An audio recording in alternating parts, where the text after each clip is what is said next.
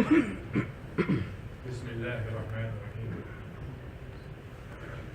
الحمد لله الذي هدانا لهذا وما كنا لنهتدي لولا أن هدانا الله. وأشهد أن لا إله إلا الله وحده لا شريك له، وأشهد أن محمدا عبده ورسوله. اللهم صل وسلم وبارك على سيدنا محمد وعلى آله وصحبه أجمعين. قال الحق تبارك وتعالى في القرآن المجيد بعد أعوذ بالله من الشيطان الرجيم. بسم الله الرحمن الرحيم. يا أيها الذين آمنوا اتقوا الله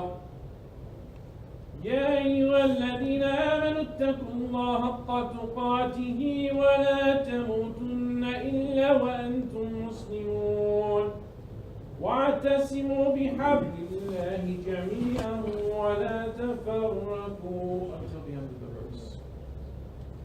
We seek refuge in Allah from Satan the accursed. We begin with the name of Allah, most gracious, most merciful. We praise and glorify His holy name. We beseech His forgiveness for our shortcomings. We ask His guidance in all matters. We bear witness to His oneness, and we bear witness to the Prophet of Muhammad. May the choicest of greetings, salutations, and blessings be upon him and his purified family and righteous companions and all those who follow in their footsteps until the day of judgment. Ameen. Allah reminds us in His holy book, O you believe, be conscious of Allah as you should, and dare not die except as those who have accepted faith. A faith is articulated with the kalima shahada, which I recited, bearing a witness to the promise of Allah and the messengership of Muhammad bin Abdullah, but a faith that is manifested through our actions in the world. See, a Muslim has the mean, as our scholars of the Arabic tell us, the mean of doing, a manifestation. Islam is the religion. Muslims are the ones who do the religion, who make the religion a reality in the world. And that is our challenge, to close the gap between what we say with our tongues in terms of articulating the kalima and what we manifest through our actions. And may Allah subhanahu wa ta'ala make these much, much closer to one another for each and every one of us than they may have been in days gone by. My dear respected brothers and sisters, and I hope the microphone is on in the back. Sisters, can you hear me? Could you see a hand raised up in the back? They can. Okay, alhamdulillah. My hearing is a little bit off today, so I wanted to make sure that was the case. This past Monday, many of you had off, especially from the public school system, or from work, especially if you were a federal employee or a state employee, who worked for the banks. It was MLK Day, as you know. It is a federal holiday, and it is a day since its original inauguration, about 20 some odd years ago, that became dedicated to the idea of service to others. Now, this concept of serving others is something that is not alienated to our tradition. It is, in fact, one of our core teachings. My father, from the days that I can remember, of a very young age, used to remind myself and my siblings with the short phrase, "Khairun nas min yanfa'un nas." The best of you are those whose lives and whose existence and whose presence upon this earth is of benefit to others. The Prophet Muhammad ﷺ stated, was sent وَرَحْمَةً لِلْعَالَمِينَ وَمَا أَرْسَلْنَاكَ إِلَّا رَحْمَةً لِلْعَالَمِينَ, was sent as the mercy to all the worlds, and the ultimate manifestation of that mercy, that living mercy, was service to others. Now, we must be clear about what we mean by service to others. The best of you whose lives are the lives of those who are of benefit to others. Not myself. The best of us are those whose lives are of benefit to others, not myself. You see, the characteristic and the quality, dear brothers and sisters, of the idea of personal and individual survival above all else is something that is not unique to the human animal, to the human being. It is something that exists within every living creature, the desire to live, to benefit oneself. Survival of the fittest. To take care of oneself is a characteristic of humans, insan, but it is also a characteristic of the hayawan, of the animals. And we as human beings differentiate ourselves through our altruistic behavior above and beyond that of animals. What does it mean to be of benefit to others and not just to oneself? It means that our presence and our existence on this earth will be sorely missed by neighbors, by co-workers, by friends, and by family upon our passing. That we had impacted the lives of others even in the smallest of ways and made their lives a little bit better. Because if we only benefit ourselves, we fail to fulfill the rulings and the teachings and the manifestation of La ilaha illallah Muhammad Rasul.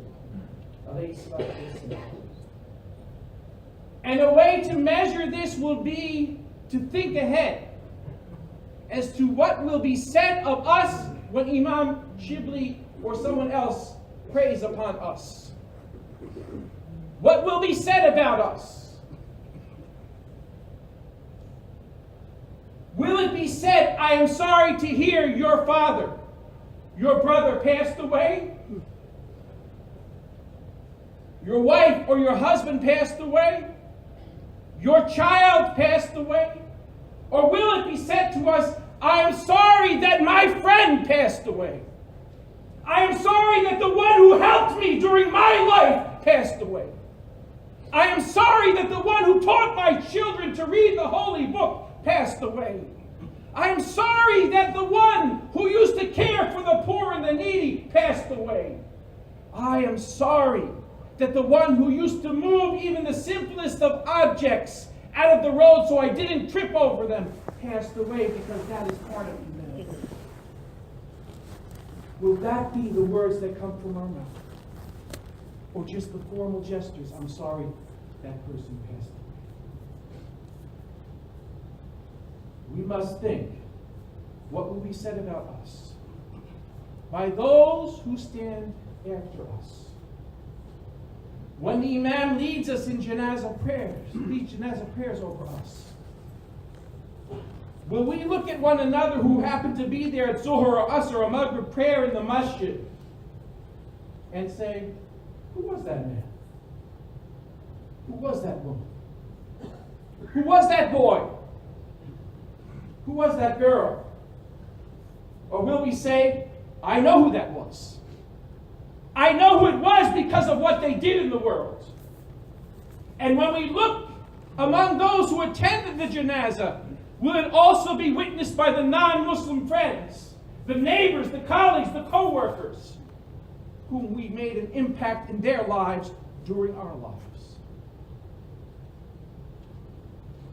Our religion is about benefiting others, and that benefit begins with one's neighbors. Mercy and rahmah begins with one's neighbors, whether they wajari dhul qurba wajari dhul qurba wal jari junub. Those neighbors that are close and those neighbors that are far. The Prophet ﷺ said, لا يؤمن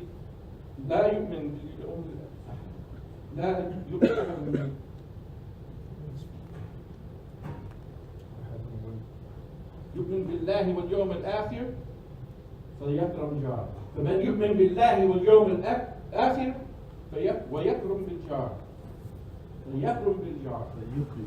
فيكرم جاره.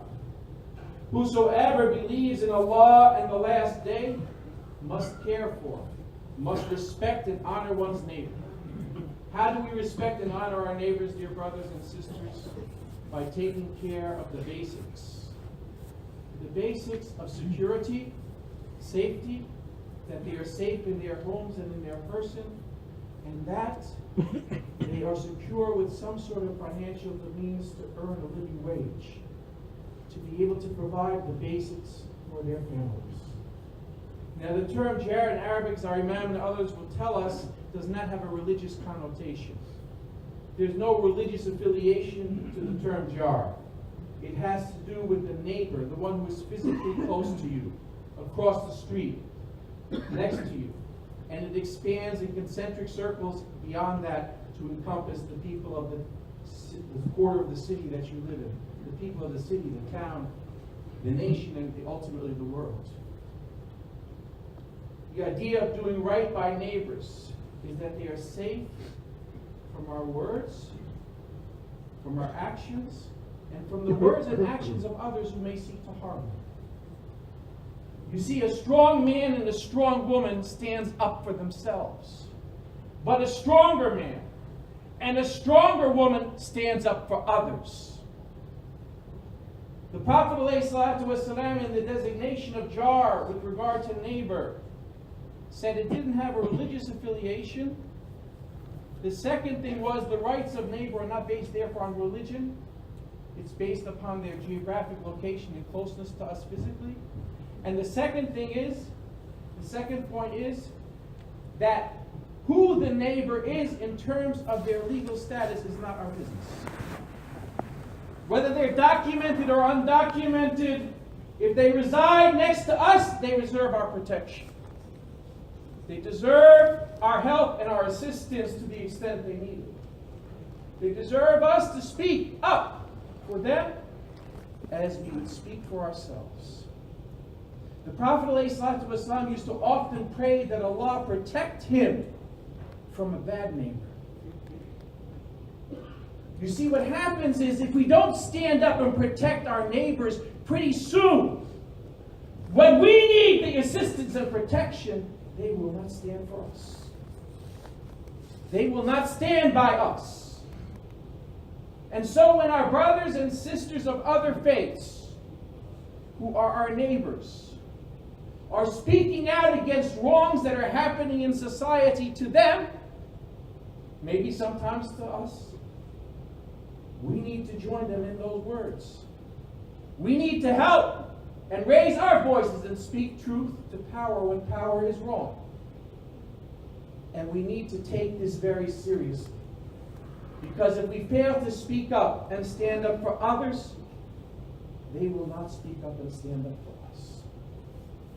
One of the lessons, dear brothers and sisters, of MLK, Martin Luther King, and the civil rights struggle, that we should understand as being Muslims in America, for that struggle and its legacy is our legacy. One of the things that we should know is that that struggle is not complete.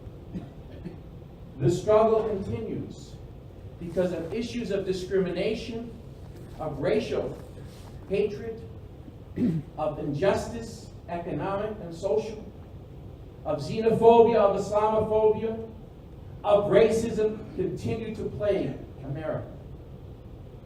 And these issues affect us as Muslims. Not only on the principles of justice, but also on the principles of Ummah, who we're connected to. For we are connected as the Ummah in America, depending on whose statistics you're listening to, anywhere from 2 million to 9 million, but in either case, Muslims in America are a mini minority. Of 350 million, 380 million, approaching 400 million, we are a mini minority. Our Ummah consists of 1/3 of our brothers and sisters who are Indigenous Muslims, as they are referred to by the sociologists. Indigenous Muslims are those who were kidnapped. They weren't slaves. They were enslaved.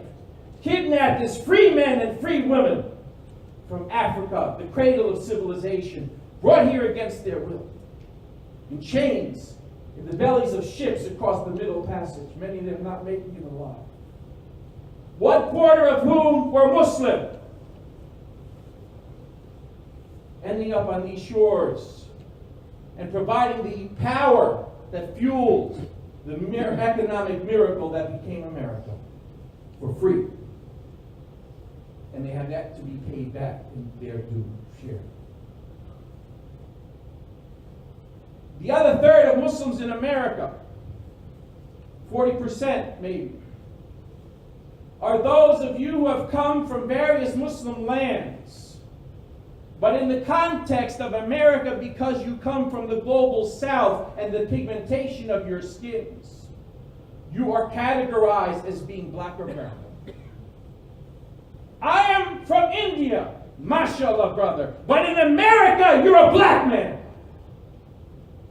I am from Pakistan, mashallah, brother, but in America, you're a black man.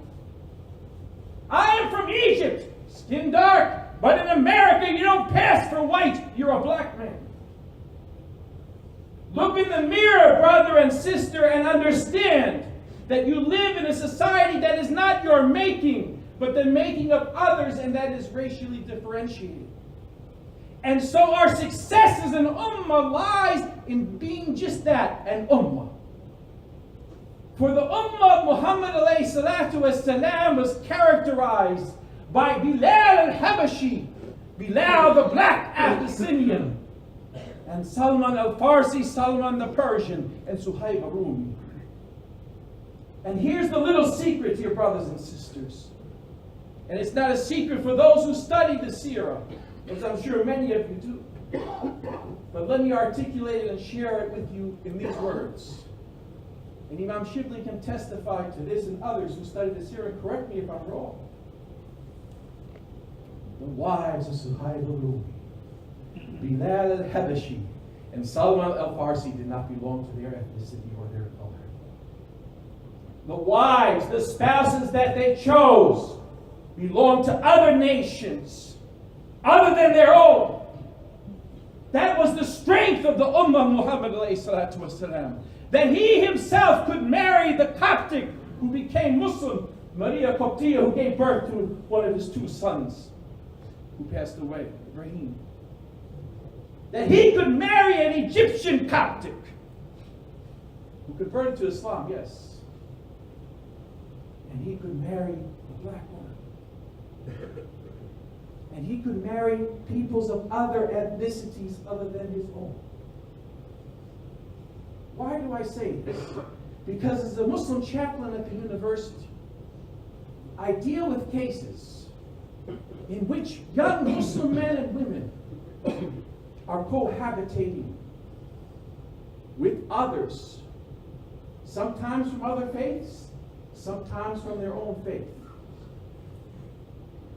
And in many cases, not all, they are doing this because they dare to marry an Arab, yet they were from Asia. Want to marry an Arab and they were from Asia. Or they dare to marry an Asian, a Desi, and they happen to be Arab. Or God forbid, na'udhu billah min dhalik, forgive me for saying that, but that's the words that they have said to me, that they marry an African American. You see, dear brothers and sisters, we are so thrilled, and rightly so, when Allah gives guidance to a person, and they stand before us, and Imam Shibli or someone else bears witness with them to the oneness of God. They say, Kalima Shahada, Shahadu La ilaha illallah. And we say, Takbir, Allahu Akbar. Unfortunately, one of the few times we say Takbirs these days. We should make Takbir a lot more. We say Takbir, Allahu Akbar. And we hug the brother. Congratulate the sister on accepting Islam. 6 months down the road, 1 year down the road, when that brother and sister ask for your hand in marriage after they learned about the faith a little bit, what's the answer we give them? They pray with us in the masjid more than ourselves. What's the answer that we provide? You see, the answer, dear brothers and sisters, speaks to the reality that within the minds of many of us, we live in that racialized society that is America. This is one of the reasons, for example, that within the Muslim world, one of the biggest selling products in the consumer market, especially to sisters, often bought by their fathers or their uncles, or their husbands or future husbands, is skin whitening chemicals to the tune of billions of dollars. How to make my skin lighter so that I may be desirable, that I may be marriageable to someone else. We have terms in our language, pila, and other terms, and I don't know all the pronunciations. When I say the word abid, what's the picture, brothers and sisters who speak the Arabic language, that comes to your minds? A blonde-haired, blue-eyed man? Or a black person? We have within us, and these are difficult issues to confront, but we must confront them if we are to be the ummah of Muhammad alayhi salatu wasalam. We cannot speak about racism that exists outside if racism exists within our own homes. And we have to challenge those stereotypes. We have to challenge the culture which says, when I get married as a Muslim woman, I have to somehow paint my face white so I stand before the people with a white face. We know, we attend the weddings, we witness this. Don't go out in the sun, my daughter. Your skin will become dark. Who will marry you then? Who's saying that? The fathers, the brothers, the uncles, the grandparents, the aunts. If we look in the mirror, we will see that many of us, with few exceptions, are not much different in our pigmentation, maybe in terms of degree, but not in terms of color than others. And we need to begin to address these issues that exist within our culture, within our mindset as Muslims. For Sir Arnold Toynbee, the British historian, remarking on the amazing example of Islam in history, and he was no friend of Islam or Muslims, observed the extinction of racial consciousness in Islam and in the practice of the early Muslims, the best of generations we call them, is something that is unique in the annals of world history. And Arnold Toynbee, who died in the early 70s, said, it is something that there is a crying need for today. He said that in the 70s. In the 2000s, there's a crying need for that today. Brother, it does not apply to me. You're not reaching out to me. I'll share one example of many. There was an unfortunate incident that took place very recently here in New Jersey, not far from 287, where a young, promising Muslim student of Pakistani Asian heritage one night decided to drive his car very fast. And in the process, he killed 2 people along the road. And that is wrong, and it is a crime. The judge convicted him for manslaughter. He was a pharmacy student at Rutgers. The judge convicted him for manslaughter. He was colored. He was a person who said, I am from India or Pakistan, but I am not black in America. I am looking to be white in America. You don't pass for white in America. They sentenced him to 50 years for manslaughter, the highest that could be given for that crime that he did. If someone with blonde hair named Donald did that act, do you think he would spend 50 years and be sentenced for 50 years in America? You know the reality. Recognize it and begin to address it within yourselves.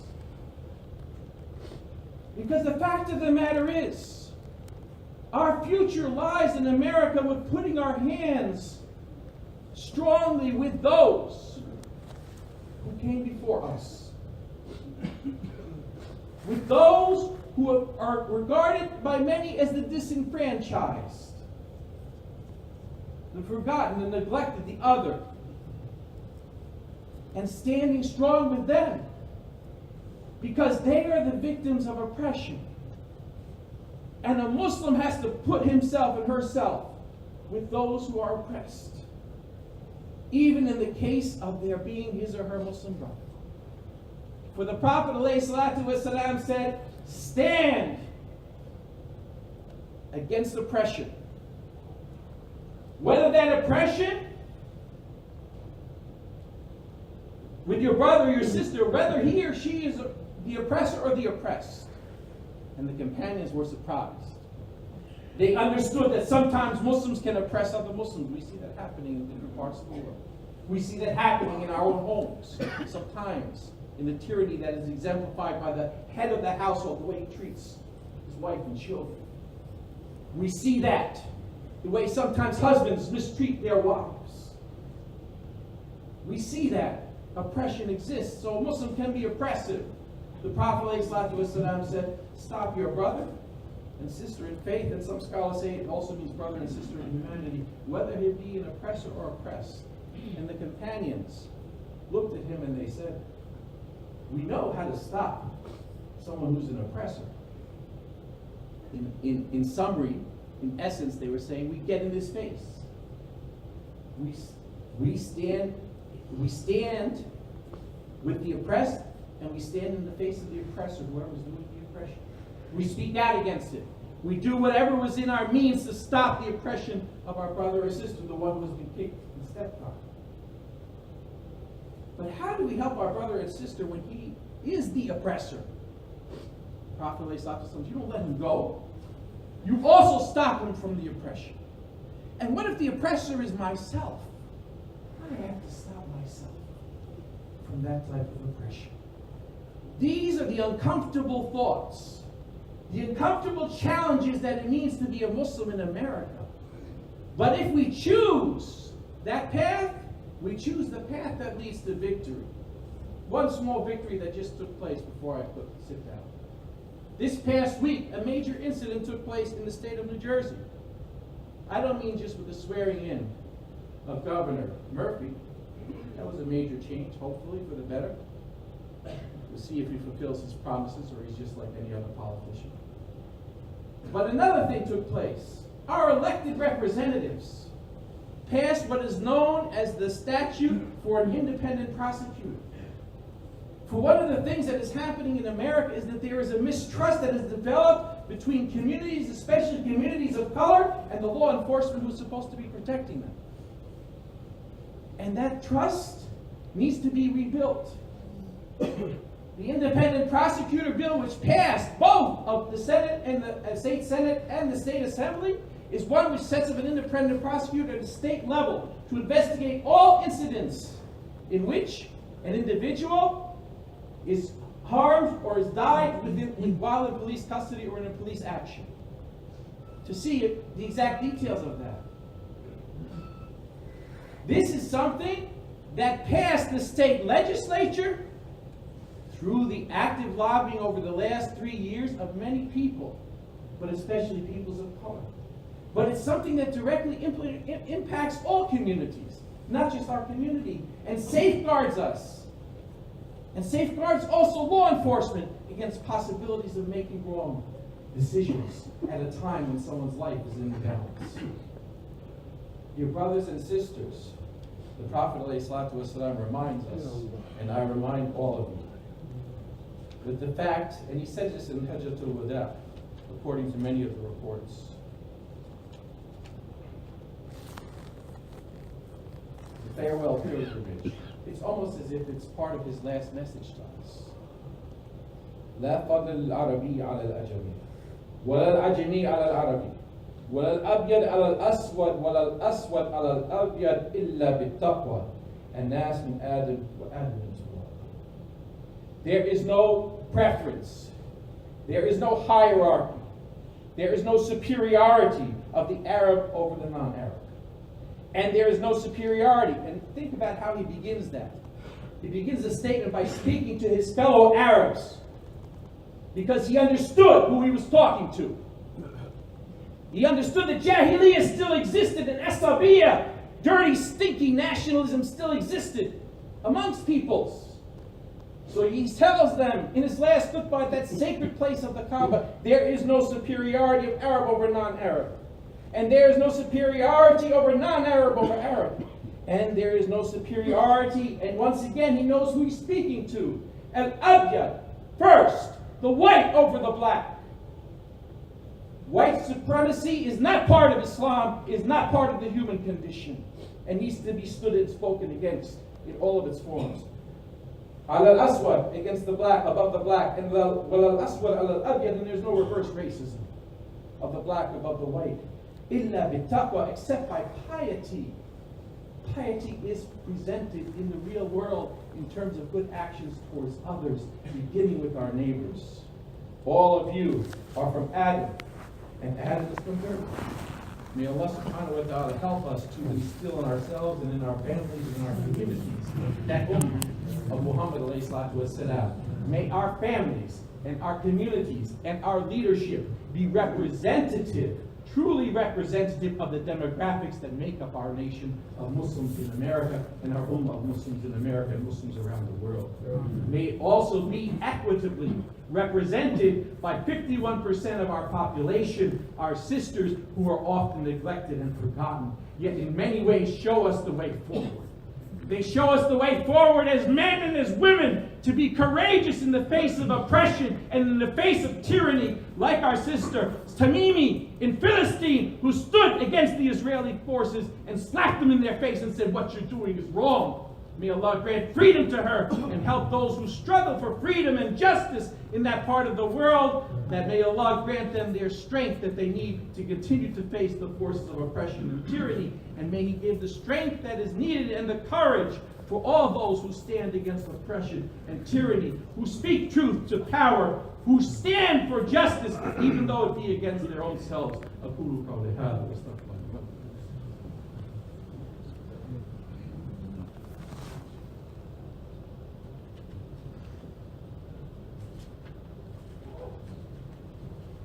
Alhamdulillah, wa salatu wa salam rasulullah, wa amma ba'd. I concluded my khutbah with an example from the Hajj. First of all, an example from the Hajj, and now I'm going to share some words and reflections with you from two great Americans and two great American Muslims and two champions of human rights for all peoples. They passed away, but their example shines on. And it was Islam that helped to make their example a reality for all to respect. The name Muhammad alayhi salatu wasalam, Allah says in the Quran that it has been raised to a high level of remembrance and reflection. And we've made your name a remembrance for all times. But I think I'm safe to say that one of the ways in which that name was raised in this past century was by a boxer and a human rights activist named Muhammad Ali. Even the non-Muslims had to say the word Muhammad Ali with respect and with honor and with dignity, because he stood by his principles, even if it meant that he had to give up his world title. And what did he say about that Hajj? The Hajj, Muhammad Ali reflected, rahimahullah, the pilgrimage to Mecca was an exhilarating experience to see people belonging to different colors, races, and nationalities, kings, heads of states, and ordinary men from very poor countries, all clad in two simple white sheets, praying to God without any sense of either pride or inferiority. It was a practical manifestation of the concept of equality of Islam. And one of his mentors, Al-Hajj Malika Shabazz, Malcolm X, read his autobiography and understand what Islam in America means. Understand what black in America means. Understand the realities of the world in which you have to live, struggle, so that you may succeed. He said, I never have I witnessed such sincere hospitality, Malcolm X said. An overwhelming spirit of true brotherhood is practiced by peoples of all colors and races in here, this ancient holy land, the home of Abraham, Muhammad, and all the other prophets of the Holy Scriptures. For the past week, I have been utterly speechless, and that is from a man who could only speak and spoke truth to power, and spellbound by the graciousness I see displayed all around me by peoples of color. Dear brothers and sisters, peoples of all colors, dear brothers and sisters, our challenge is to make the experience of the Hajj, and may Allah grant those of us who are intending to make Hajj this year successful in our plans, and that we become the invited guests of Allah subhanahu wa ta'ala to His house, and that He accept that Hajj from us. And for those who have made Hajj in the past, may Allah continue to have its wonderful memories, continue to remind us of the tremendous brotherhood and sisterhood of Islam that exists.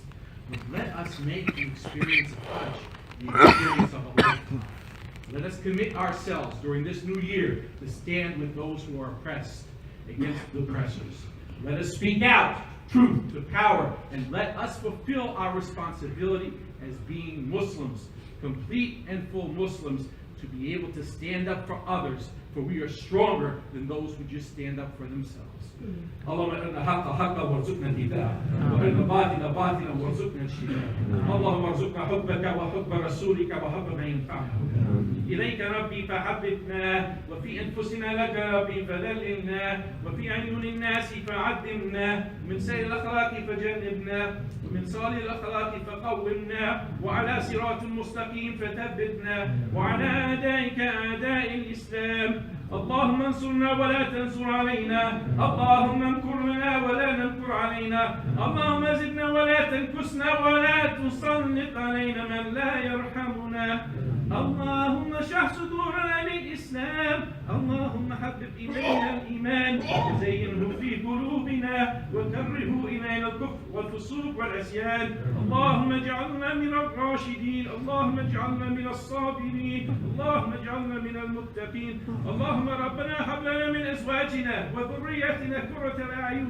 واجعلنا للمتقين إماما اللهم ربنا آتنا في الدنيا حسنة وفي الآخرة حسنة وقنا عذاب النار وقنا عذاب القبر وقنا عذاب الميزان ربنا اغفر لنا ولوالدينا وللمؤمنين يوم يقوم الحساب ربنا تقبل منا إنك أنت السميع العليم وتب علينا يا مولانا إنك أنت التواب الرحيم وصلى على سيدنا محمد وعلى آله وصحبه أجمعين إن الله يأمر بالعدل والإحسان وإيتاء ذي القربى وينهى عن الفحشاء والمنكر والبغي يعظكم لعلكم تذكرون ولذكر الله أكبر والله يعلم ما تصنعون وأقيموا الصلاة